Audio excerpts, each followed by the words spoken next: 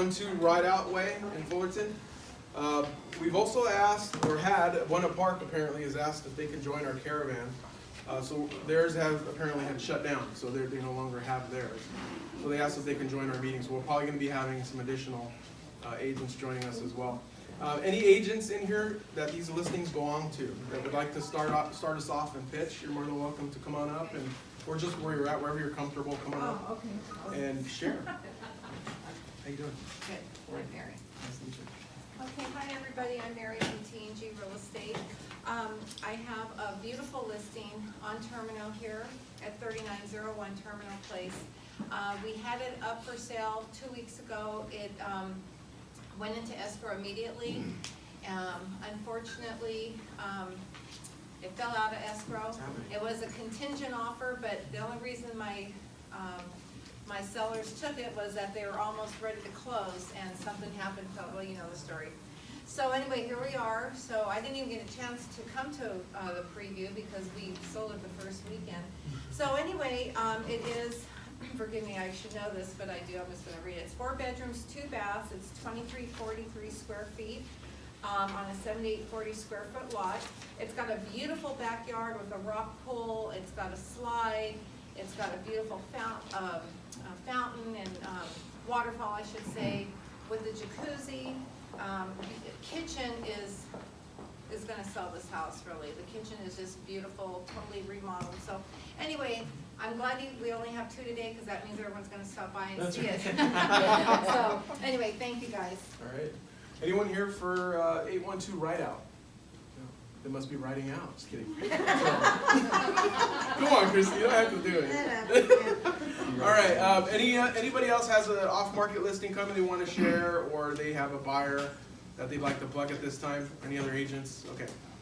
So we're going to have Scott come on up, and we've been chatting about our different scenarios and what's going on with all the price reductions in the market, and so he's going to share with us his topic on some of their seller buy-downs. So. Yep. Scott? Yep. Good morning. Good morning. I'm not going to do the PowerPoint and all that stuff. We're just going to have just kind of an impromptu meeting. So we can go 5 minutes, or we can go 2 hours. Hopefully it doesn't go 2 hours. So I want to start the meeting off with kind of setting up the framework of today's market, right? Kind of give an example. Who has seen Game of Thrones? Yes. Yeah, we all have, right? Who hasn't seen it? So, and it's funny talking to him about this. He's the king of the north. That's right. And so think of it this way, it's been a while since I've seen it. We were dying for the next episode. The White Walkers, so to speak, outside the gates, right? Winter is coming. And inside the gates, we all live and we breathe and we do business and so on and so forth with our consumers. Those on the outside of the gates are who? Those are the iBuyers of the world. That is SoftBank of the world. That is Zillow Offers of the world. They're there. They're through the gate. And think of, in my perspective as a lender, they're through our gates too. And those would be someone like a Rocket Mortgage, for an example. Someone who's not publicly there yet is Amazon. They're all coming from our perspective as lenders and your perspective as real estate agents. So my question to you, what are we going to do about it? I mean, it's real. And if we think we're just going to turn our head and not focus on it, what happens to our business? And I'm inside the gates with you trying to protect our outside walls. And so I think moving forward, we have to change the narrative or the conversation with the consumer and get them off focused on rate. Banks are spending, the bank you have to watch, or the night walker, or the king of the night walkers, whatever his name is. What is it? Jon Snow. No. The bad guy on the outside of the fence. Yeah. The one we have to watch is SoftBank. Right. SoftBank is the company that put $10 billion into Uber. SoftBank just put $400 into Open Door. They're changing the narrative on how real estate's going to function. There's a reason Zillow changed how agents are receiving leads, and now they're live transfers. There's reasons for this. The conversions were poor on its current platform, So they switched to live transfers. So if you're in that community, zip code, city, or whatever, then there's 30 of you. All 30 of you are going to have your phone ring at the same time. First one answer gets the lead. And you're going to pay more for it, and you're going to get less of it. So think of that. So what are we going to do? And I'm in your boat too. How do I compete with a Zillow? Or not Zillow, Amazons of the world are trying to commoditize mine. I have a little bit of a leg up. We're heavily governed by federal laws and so on and so forth. So changing the narrative in the conversation with the consumer is critical. And here's what we do. And this building's bringing up memories because I was on the 3rd floor for years. In 07, 08, and 09. I shut my branch down when the market crashed, and I moved into Bank of America, and I brought my team up here. In those 3 years, we were servicing jumbo loans or offering jumbo loans at 7 and 8, basically, to our market. And what an old strategy we brought back then, and which is coming back now to help us, again, it's going to the premise of changing the narrative to the consumer. We were doing buy-downs, and we were doing permit rate buy-downs, so to speak. So we were offering at the time, give us a fair value on a property, and we'll work concessions to the consumer, which we will turn to discount points, which would help them lower their rate, lower the ratios to qualify for the loan, lower their personal budget, right? So they want to move forward on the property. So it checked all the boxes. And here's, in today's market, here's how we're structuring offers today. And before we talk about structuring offers, there's a really important thing you need to understand when we move into this, and you're talking about structuring with clients. 3 to 1. And what does that mean? 3 to 1 means, let me get a sip of water.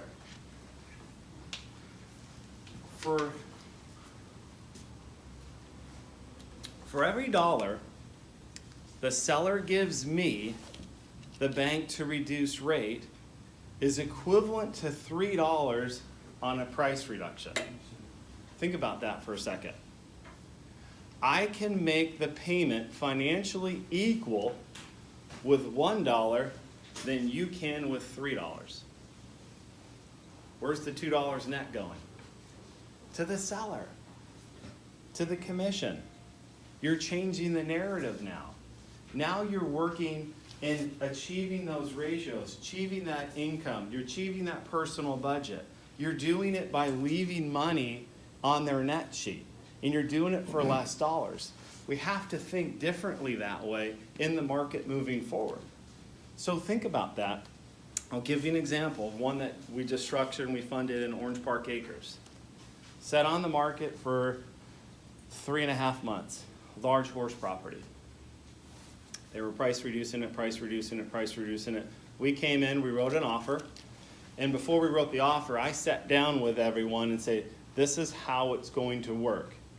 The one's a mounted unit, the other one's a retired, they're both police officers. One one's in the mounted unit, so it's a specialized property, it's a horse property. So the husband, David, his personal budget, I will not exceed $5,000, Scott, and I don't care. If you can't give me the payment, we are not moving forward. We are not listing our house, and we're not buying. I don't care. So that is, it's a stance they make, which is great.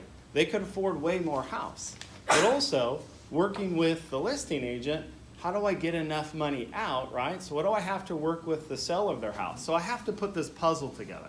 So we sat down, here's what we wrote. We wrote the offer for $1,170,000 with 26 backing concession. That $26,000, we took the interest rate from 4 3/4, and when we locked it, it was at 3 7/8. That's a swing of $421 a month. Their final payment at $1,170,000 at 3 7/8 was $49.81 about. I achieved the goal, and not only achieved the goal, I did it with less money. So I achieved and I got under the 5,000. I did it with 400. I left them about 90 net left over so they can renovate the property. And we put the whole thing together. They listed their house. First week, we got an all cash offer. So that's how we change the narrative and work with consumers. And it goes back to the 3-to-1 ratio.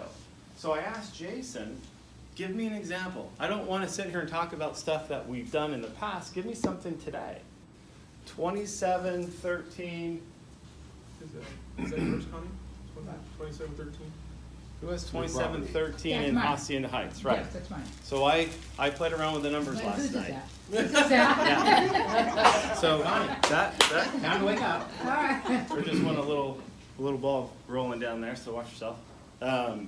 So started at 750, 750, right. 725, 690. So it's working its way down. So think of let's focus on price reductions right now with this strategy. So think of what's wrong with the seller? What's wrong with this property? My first thing is I want to look at the property. Does it have health and safety issues? Is it priced too high? Is the seller trying to net too much? These are the questions we need to figure out, right? So I pulled title on it. The liens are pretty low on it, right? So it's really not trying to maximize. It could be. I don't know what their up leg looks like, but I put a flyer together or a video together with the numbers. And so let's say I did 2 of them. I did one with a conventional and one with an FHA loan. So if we were to get a buyer, give us full price at $660, right? We give them $26,000 and $25,000 in concession. Okay. We'll take their FHA loan from 5, I think it was 5 1/8 last night. It's a little bit better today. Uh-huh. We took them from 5 1/8 at $4,700 a month. And for me, that's our problem right there, right? There's not enough. They want the property, but they just don't have either enough down payment or $4,700 a month. There's just, sweetie, there's no way I'm paying $4,700 a month for that property. So I took the $26,000, lowered it with discount points. Now I have 3 7/8 on a 30-year fix. Now I have the payment at $4,100. Huge difference, right? Actually, there it is right here. So here's what we did. So there's a perfect visual. This is writing your offer in today's market, right? So we write it at $660, simple. There's my rate. There's my cash to close. There's my total payment, $47.42, right? Right. The next move you would probably make if it's sitting there is what? Price reduction, right? So let's say it's $25,000. And the reason I have $25,000, I'll explain in a second. So that $25,000 reduction in the second column saved a potential buyer what? $174. Look at the income to qualify from 129 to 124. It barely moved. It goes back to the 3-to-1 ratio again, right? Look at the third column. Now I'm going to take the $25,000 that we got from our seller and educate the buyer and the buyer's agent to say, it'll appraise at here, give us a fair market value at $660, and we'll give you the $25 in order to reduce the rate. Look what I did with rate. Look at my total payment now. I'm at, actually it was $42.60. That's a savings now to the buyer at $41. Look at the income to qualify. I'm at $116 now versus $129. There's a huge difference. If it was a ratio issue, we just solved it. If it was a personal budget like David was, we just solved it. And what did we do? We have a real life strategy that will save money to our seller.